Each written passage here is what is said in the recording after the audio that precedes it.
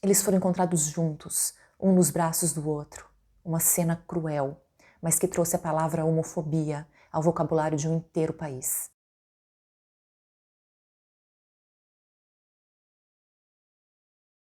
Oi, gente! Bem-vindos ou bem-vindos de volta. Já sabem como funciona. Se quiserem, deixe um like, comentário, se inscreva se ainda não é inscrito. Se não quiser, sem ressentimentos, vamos todos para a história de hoje, que se passa na região italiana da Sicília, na ilha italiana da Sicília, que fica no extremo sul do país. Mais precisamente na cidade de Giarre, que conta com um pouquinho mais de 27 mil habitantes e faz parte da região metropolitana de Catania. Estamos no dia 31 de outubro de 1980, quando um pastor de ovelhas está passando por uma plantação de limão e de laranja, quando sente um cheiro muito forte e característico, o bastante para que ele não consiga ignorar e decida seguir aquele cheiro, até fazer uma descoberta muito ruim e triste. Ele chega aos pés de uma árvore, um pinheiro marítimo, e ele não encontra um animal como ele esperava. Apesar do estado avançado de decomposição, ele consegue distinguir dois corpos humanos abraçados. Tinha chovido muito nos últimos dias e ficava até difícil, à primeira vista, reconhecer onde terminava um corpo e começava o outro. Eles estavam quase que amalgamados.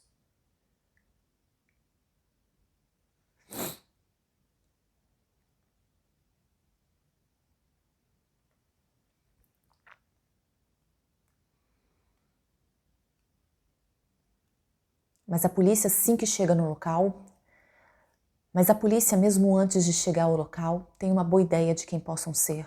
Dois jovens, Giorgio Agatino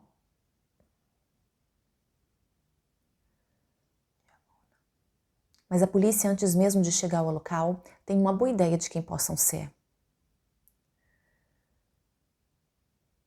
Mas a polícia, mesmo antes de chegar ao local, tem uma boa ideia de quem se...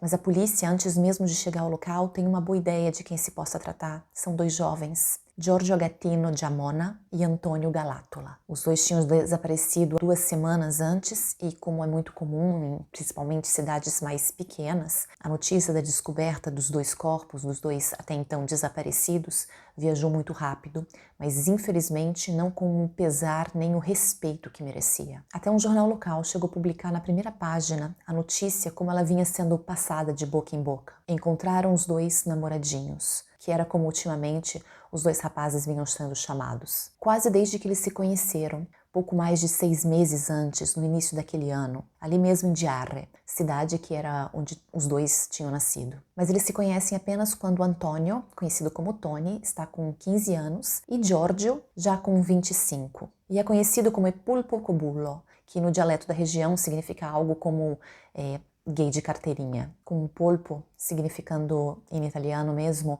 polvo, que é um termo bastante pejorativo para indicar uma orientação sexual masculina. Mas Giorgio já estava acostumado com isso, bastante. Como eu disse, ele nasceu ali mesmo em Giarre, em 14 de novembro de 1954, e era o 5º de 8 filhos. Mas no período do seu nascimento, a sua mãe, Caterina, já estava separada do seu pai, Giuseppe Agatino, e a situação era um pouco complicada, tanto que foi a parteira que ajudou a trazê-lo ao mundo, que levou ele até a prefeitura para ser registrado.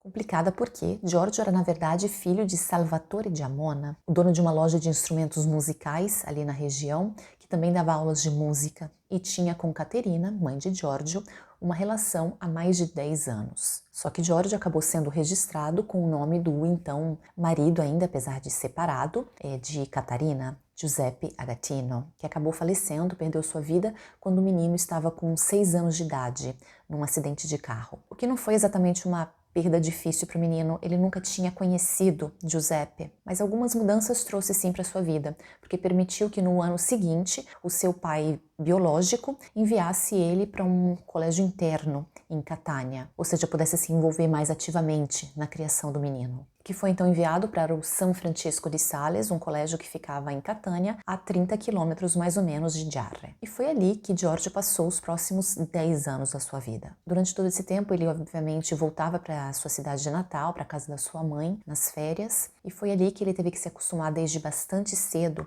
a ser conhecido por um rótulo, e não por quem ele era realmente. Porque para todos na cidade, ele era conhecido como filho do amor e não da lei, uma expressão, na maioria das vezes, para ele, abreviada como bastardo, já que seus pais biológicos, apesar de continuar com um relacionamento, e mesmo depois que Catarina se tornou viúva, eles nunca se casaram, moraram sempre em casas separadas e o pai nunca assumiu o filho perante a lei. Um detalhe que talvez não tivesse machucado tanto Giorgio se os 3 filhos que vieram depois dele não tivessem sido registrados por Salvatore de Armona. Então, com esse início de vida, podemos só imaginar como foi a infância e adolescência de Giorgio, em uma sociedade que ainda nos dias de hoje é muito patriarcal e preconceituosa e que com certeza 40 anos atrás não estava pronta para que um menino que era já conhecido como bastardo fosse também homossexual. Um fato que ele nunca escondeu desde bem pequeno, nem na sua escola, nem na sua cidade. Mas apesar disso, ele não se encaixava, era difícil para as pessoas entenderem ele, porque não se encaixava naquele estereótipo dos pouquíssimos gays assumidos que se encontravam ali em Giarre. Giorgio era contrário disso, ele era muito discreto, sério, tinha puxado muito o seu pai biológico nesse sentido. E também, se espelhando nele, ele ensinava música, ensinava canto, especificamente, e trabalhava na loja de instrumentos. Mas não por isso o relacionamento deles tinha melhorado ou era bom, longe disso. Era péssimo. Salvatore fingia que a escolha sexual do filho não existia, ignorava completamente isso e acabava então ignorando uma grande parte da identidade do rapaz. E Giorgio, por sua vez, quando se sentia assim ignorado, não visto, não aceito, reagia roubando instrumentos da loja, que ele vendia e deixava claro que com o dinheiro ele presenteava as pessoas por quem ele estava interessado, deixando claro mesmo que era só para fazer uma afronta, não porque ele precisasse. Um hábito que acabou ficando tão sério, que aconteceu tantas vezes, que um dia o pai acabou indo na delegacia denunciar o filho. Só que poucos dias depois ele voltou lá, se retratou e acabou inventando uma história dizendo que tinha sido uma outra pessoa que tinha roubado usando as chaves de Giorgio. Então é assim que as coisas caminham, depois de uma infância e uma adolescência difíceis, agora que ele é um jovem rapaz, né, já um homem, Giorgio, que sempre foi cuidado pelos pais, isso sim, nunca foi aceito por eles. E mesmo tendo desde cedo entendido e aceitado isso, ele era bem resolvido com a sua sexualidade, mas ele era sempre sozinho, porque os outros ao redor dele não se aceitavam. Era como se todo mundo ao redor dele quisesse, esperasse que ele fingisse, que na verdade era o que todo mundo estava fazendo. Mas ele não era assim. Um bom exemplo disso era o seu próprio nome. Ele sempre assinou desde pequeno Giorgio Agatino Giammona. E ele explicava, Agatino é o nome que lhe deram e Giammona era biologicamente um seu direito.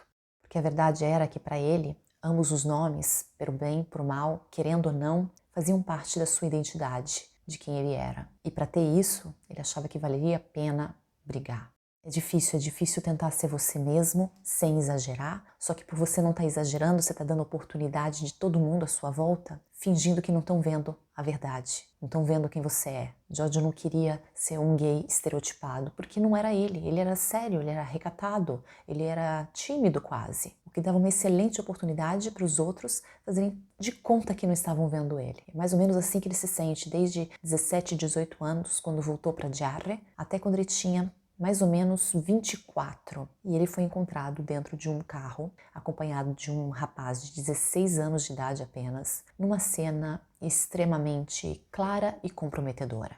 E o fato que os dois tenham sido encontrados por um policial que os levou para a delegacia e registrou a queixa contra exposição indecente tornou a escolha sexual de Giorgio clara demais para que a sua família pudesse aceitar. Não sabemos se finalmente houveram brigas, ao menos assim a coisa seria ao aberto, seria falada, palavras seriam ditas.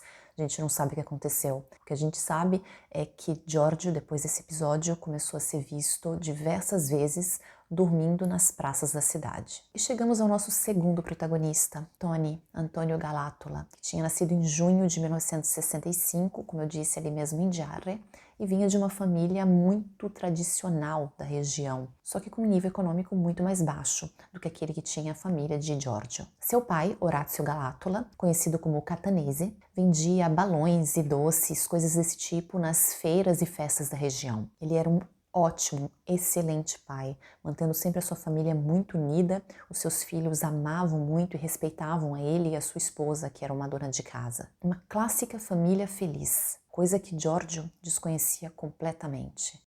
Foi exatamente por isso que ele foi acolhido pelos Galattola, que eram conhecidos também pela generosidade deles. Eles tinham sempre espaço na mesa para quem precisasse, um sofá para quem tivesse que dormir ali. E Giorgio, como nós vimos, precisava e muito. Ele acabou até indo trabalhar nas feiras, nas festas, vendendo os doces com Tony e com Orazio. E foi ali que os dois rapazes começaram a ser vistos sempre juntos. Eles se tornaram verdadeiramente inseparáveis e começaram a ser chamados de Izziti, os namoradinhos, mais uma vez de maneira bastante pejorativa, demonstrando que o relacionamento, o presunto relacionamento entre eles era realmente um problema, e não pela diferença de idade, para a gente deixar claro.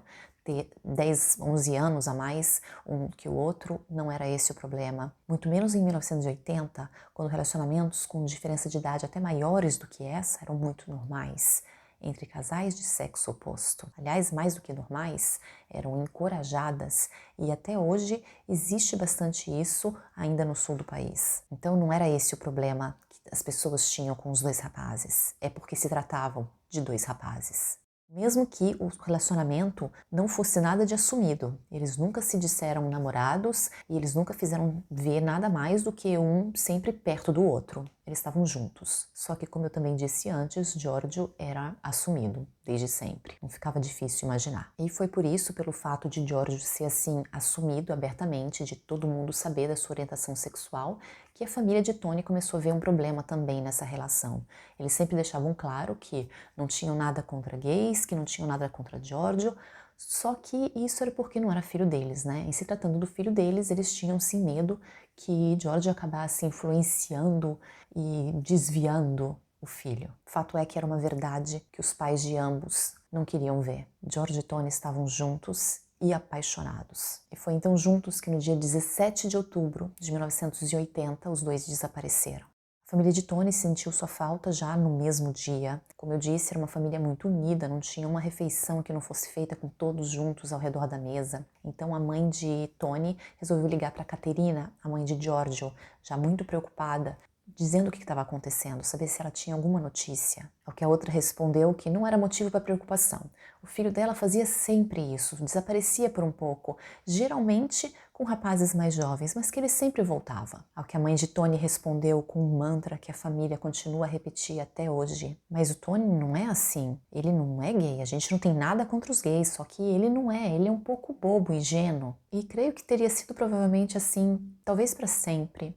Porque apesar de muito unida e com muito amor, a família era muito ignorante, estava num lugar e num período de muita ignorância. E Tony, justamente para proteger os pais, os irmãos do desgosto, teria provavelmente sempre negado. Mas ele nem teve essa opção, porque os dois desapareceram e a prioridade da família então passou a ser encontrá-lo. Um trabalho feito quase que exclusivamente pelos Galattola, porque para o resto da cidade os namoradinhos tinham fugido. E isso era motivo para fofoca, piadas, histórias inventadas, não para ajudar nas buscas. Quanto às autoridades, bom, para eles isso não era nenhum caso. Eles se limitaram a dizer para os pais de Tony que concordavam com a voz que girava, de que os namoradinhos tinham fugido. E eles tinham até uma boa ideia para onde, sugeriram para os pais que seria até Catânia que eles tivessem ido, porque em todo o sul, ali em toda a região da Sicília, era ali em Catânia que existia uma pequena comunidade gay que estava tentando encontrar o seu espaço. Talvez os dois estivessem ali. Mas infelizmente, esse não é o final dessa história. E nós voltamos então para o começo dela, quando a autópsia revela que se tratam sim de Tony e Giorgio. Eles tinham perdido a vida juntos e foi usado neles apenas uma bala. Agora então se tratava de um caso e tinha que ser investigado. Ou não, porque a própria cena onde os dois tinham sido encontrados estava oferecendo para a polícia, que queria arquivar o caso, obviamente como sendo caso de pessoas que tinham tirado a própria vida, uma pistola, uma Bernardelli 7.65. Ela estava parcialmente enterrada a poucos metros de onde os dois estavam.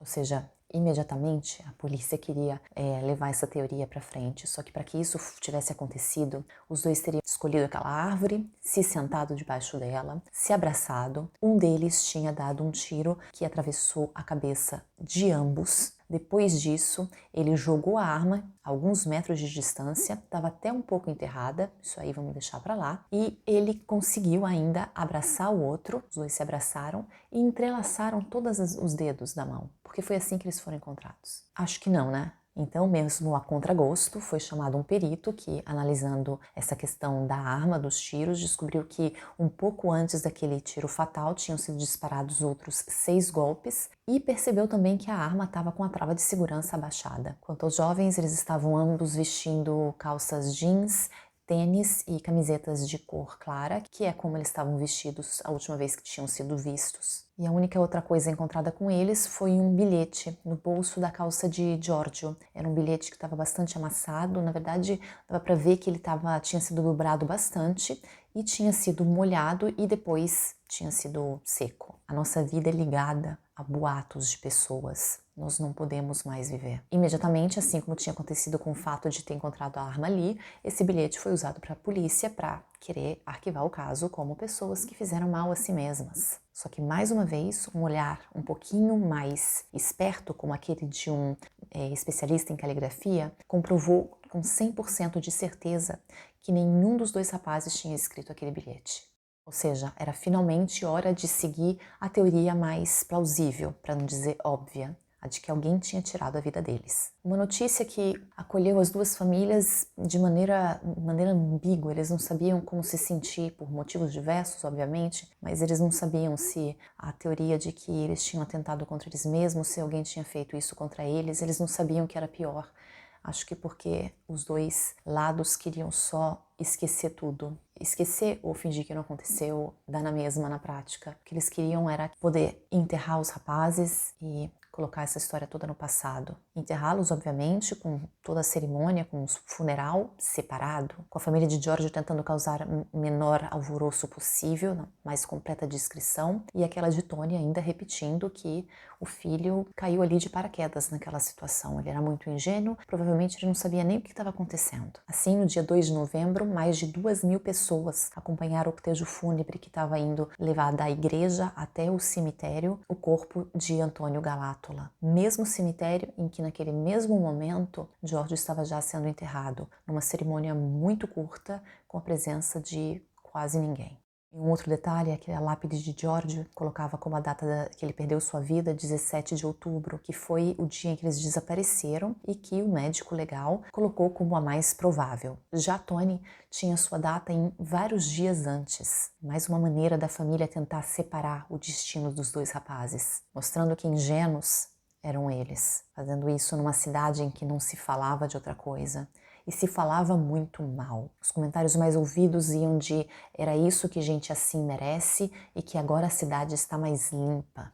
O caso era mais comentado ainda agora, e nesses termos, do que quando 2 jovens tinham desaparecido ou tinham sido encontrados sem vida. E foi assim que uma situação muito particular começou a ter início, começou a se formar, porque a preocupação da população com aquele tipo de gente era tanta que os jornais locais começaram a refletir isso. E foi assim que a notícia chegou ao resto da Itália, ao resto do país, ao continente, como dizem na Sicília. E cada vez mais, aos poucos, estavam sendo vistos repórteres de diversos jornais na pequena e tranquila Giarre, que pela primeira vez começou a ouvir uma palavra para eles até então completamente desconhecida, a homofobia, o que hoje nós conhecemos como crime de ódio. A população então começa a ser entrevistada, pensando no início que o foco de todo aquele interesse tinha sido uns crimes, quando na verdade era a opinião pública. O que estava chocando o resto do país era a opinião deles. Aqueles com mais compaixão diziam que, infelizmente, os rapazes tiveram o destino que eles tinham procurado com aquele estilo de vida pervertido. Tinham outros também muito preocupados que agora, com toda essa publicidade, o resto do país pensasse que ali em Jarre todos eram invertidos. E pouco a pouco até a população começou a entender o porquê esse caso estava chamando tanta atenção. E eles acharam que eles tinham que responder. Um bom exemplo disso foi o próprio magistrado de Jarre, que no jornal mais importante da região deu a seguinte declaração: não se pode esperar que seja considerado normal aquilo que não é. Devemos dar um prêmio a eles? Ou fazer a mesma coisa que eles fazem, para que não se sintam isolados? Jarre não tirou a vida deles, e agora precisamos preservar o bom nome de Jarre. Eu acredito que a tragédia deve ser conectada, mais do que com precedentes de natureza sociológica ou atraso mental da população, mas com uma particular situação íntima ou psíquica daqueles dois jovens, infelizes e fracos, a ponto de não serem capazes de enfrentar a colisão cotidiana com a realidade amarga da condição física particular deles. Pouquíssimas coisas são mais perigosas do que a ignorância. E assim, podemos considerar quase como um milagre que as investigações tenham continuado, mesmo que sem muitas pistas. Com a primeira teoria que os policiais pensaram, eles começaram a trabalhar, foi de que talvez o responsável estivesse em uma das duas famílias. E todos percebem isso porque os pais, irmãos, parentes começam a ser interrogados pela polícia, alguns deles mais do que uma vez. Nada, ninguém oferece uma pista a ser seguida. Não está dando em nada. A polícia está começando a perceber, a achar que tem que voltar a estaca zero. Ou não. Algo acontece que faz provar para eles, digamos assim, que as investigações estão no caminho certo. Isso quando um menino de 13 anos entra na delegacia, sozinho, pede para falar com o responsável das investigações, porque ele diz que ele tem algumas declarações para dar. Quando interrogado do porquê, ele diz que, na verdade, o investigador com certeza ia querer falar com ele. Tinha sido ele que tinha disparado contra os Ziti, os namoradinhos. O menino em questão era Francesco Messina, filho de Santa Galátola, irmã de Tony, ou seja, o sobrinho de Tony estava confessando o crime. Coisa que ele fez já desde o começo chorando, explicando que ele não queria. Eles que me pediram, eles que me obrigaram a fazer, eles não deixaram uma escolha, eu tive que fazer, mas eu não queria. Ele conta então que na noite do dia 17 de outubro, ele, Francesco, encontra no centro da cidade, ali de Jarre, o seu tio Tony, junto com Giorgio. E os dois o chamam para fazer um passeio, dizem que querem dar um relógio de presente para ele também. Ele não entende muito, mas é o seu tio, ele conhece os dois, eles entram no carro e partem. Saindo da cidade, eles estão passando por uma rua bastante isolada e param o carro. Giorgio estaciona perto de um mureto que eles saltam, um mureto baixo, e eles estão já dentro da tal plantação de limão e laranja. Eles continuam a caminhar com Francesco seguindo os dois, que pareciam saber onde estavam indo. E eles chegam então e param debaixo da tal árvore, o pinheiro marítimo. Ali, Giorgio tira do bolso e de trás da sua calça 3 objetos. Um relógio, que eles dão como agradecimento para Francesco, que ainda não estava entendendo nada. Um bilhete, que Giorgio dobra mais uma vez e coloca novamente no seu bolso. E uma arma, que ele coloca na mão de Francesco, ao mesmo tempo que ele explica para o menino que ele deveria dar um tiro na cabeça de cada um deles. E o menino então se desespera, ele era um menino muito tranquilo, muito bonzinho, tinha sido criado pelos avós paternos e era daqueles que passava o dia inteiro atrás do avô, ajudando ele com tudo que podia ali na espécie de sítio que eles moravam, ajudava a avó com os trabalhos domésticos, nunca tinha dado problema, era tímido, tranquilo, alguém que nunca faria mal a ninguém, muito menos alguém da família dele. E foi então que ele disse que Giorgio ameaçou ele. Disse que se ele não fizesse o que eles estavam pedindo, seria ele que levaria o tiro. E ele acreditou nas ameaças. E foi assim que ele acabou disparando. Os dois jovens se sentaram, se abraçaram, com as cabeças tão juntas uma da outra que foi possível fazer aquilo com um tiro apenas. Suas mãos se tocavam, seus dedos estavam entrelaçados, assim como foram encontrados. E foi isso que o choroso Francesco Messina, de apenas 13 anos, contou para a polícia, que acreditou na versão do menino, só que para eles faltavam bastante detalhes. Os dois mais importantes, na verdade, as duas opções que eles acharam que eles tinham que escolher era, ou os dois jovens escolheram Francesco propositalmente, sabendo que por causa da idade dele ele não seria acusado, não seria processado, ou ele estava cobrindo por alguém. E a polícia então estava trabalhando para descobrir qual dessas duas teorias era a verdadeira, mas nenhuma delas era o bastante suculenta, o suficiente para a população. Não, eles começou a girar um boato de uma outra teoria, uma outra hipótese completamente diferente que se encaixava melhor com a ideia que eles faziam dos rapazes. Segundo o povo de Jarre, aquilo tinha acontecido durante uma espécie de jogo depravado entre os dois rapazes que tentaram envolver o pequeno e inocente Francesco naquilo, e acabou dando errado. Mas seja qual for o objetivo que levou aquelas 3 pessoas ali com uma arma naquele dia, a polícia ainda tinha que descobrir quanto dos detalhes daquela versão de Francesco eram verdadeiros. E para começar, eles já não estavam tão convencidos de que o menino tinha a capacidade de ter dado aquele tiro, era um disparo muito preciso e ele não tinha nenhuma familiaridade com armas. Nem ele, nem os outros 2 jovens. Então, um outro ponto a ser investigado também era onde eles tinham conseguido aquela arma. E para investigar essas coisas, eles obviamente tinham que interrogar, e mais de uma vez, muitas outras vezes, Francesco, que não era apenas a única testemunha, era também uma testemunha muito importante, ele era uma pessoa que confessou o crime. Só que de um interrogatório para o outro, as coisas começaram a mudar. Ele começou a se contradizer bastante. A quantidade de tiros, ele disse que tinha dado 7 no total, que era a quantidade verdadeira que foi disparada. Só que antes disso ele tinha dito que tinha sido só um. Ele tinha também dito que não sabia o que aconteceu com os cartuchos que não foram encontrados no local. Depois ele disse que sim, não, ele recolheu tudo, só que ele não lembrava onde ele tinha jogado fora, mas ele tinha jogado fora. Esses e outros detalhes que ele estava mudando, estava se contradizendo, poderiam ser por causa de choque, era uma situação muito estressante para um menino de 13 anos. Sim, é possível, só que a polícia agora queria a verdade. Eles tinham finalmente, parecia que tinham decidido resolver esse caso como se deve. Só que nem todos pensavam assim. O procurador do caso começou a pressionar os investigadores para fechar, para arquivar esse caso. Ele estava dizendo que todas as dúvidas estavam surgindo por causa dos interrogatórios contínuos a Francesco. Então a resposta era simplesmente parar. E ali no meio desse braço de ferro entre a polícia e o advogado, o procurador-geral, estava o pequeno Francesco Messina, que resolve pela primeira vez, a gente não sabe nem se foi ele que resolveu, tinha apenas 13 anos. Fato é que pela primeira vez ele resolve dar uma entrevista para um jornal, onde ele declara que não tinha feito aquilo. Ele retira completamente a sua confissão. Não fui eu.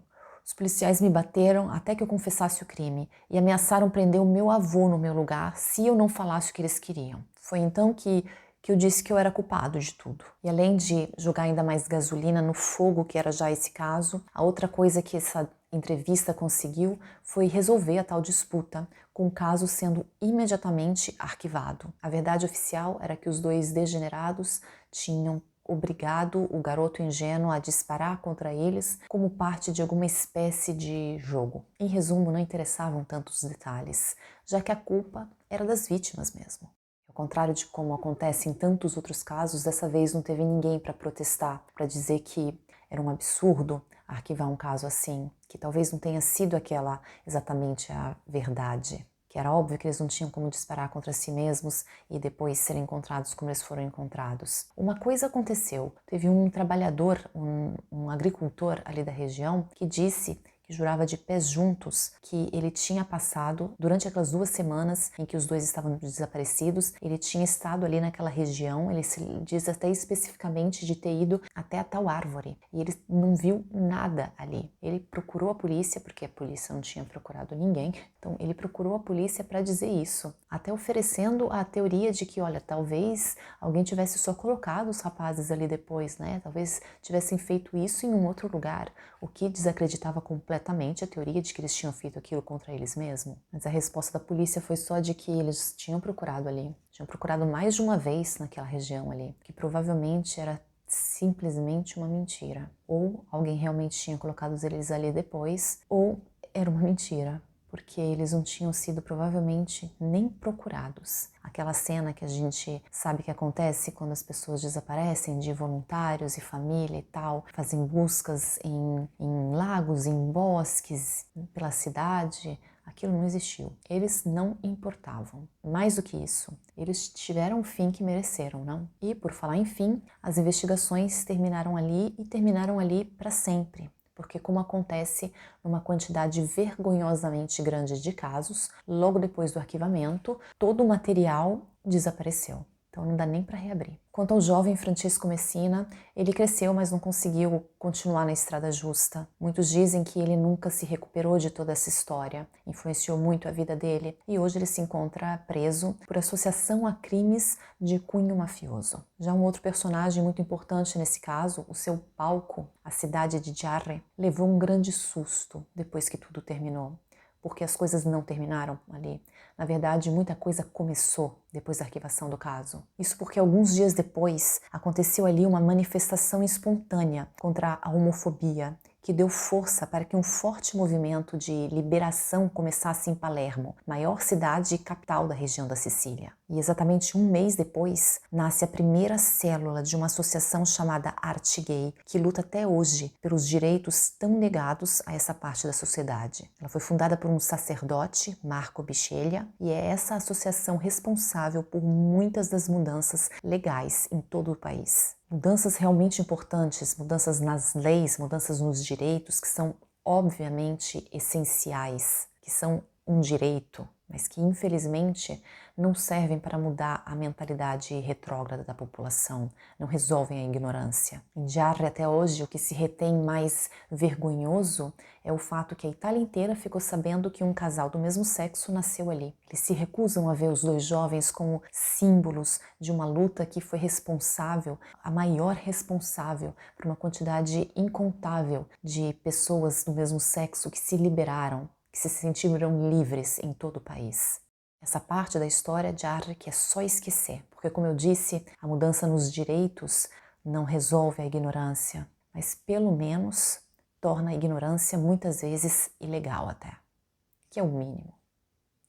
Obrigada.